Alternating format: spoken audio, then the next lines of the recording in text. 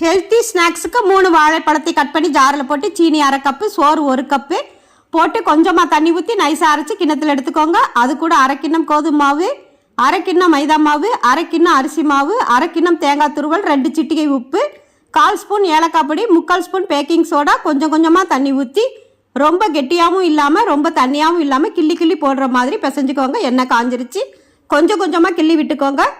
Medium ஃப்ளேம்லேயே திருப்பி திருப்பி விட்டு நல்லா வெந்த பிறகு கோல்டன் ப்ரௌன் கலர் வந்து நுரையெல்லாம் அடங்கின பிறகு இப்போ வெளியே எடுத்துருங்க.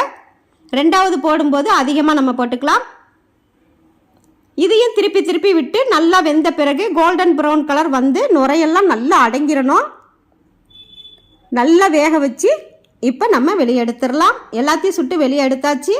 அவ்வளவே தாங்க. ரொம்ப ரொம்ப ஈஸியாய் சுவையாய் வாழைப்பழத்தோடு சோறு கலந்து செய்த குட்டி குட்டியாய் ஹெல்த்தி ஸ்நாக்ஸ் ரெடி ஆயிடுச்சு. நீங்களும் வாங்க சாப்பிட்லாம். தேங்க்யூ.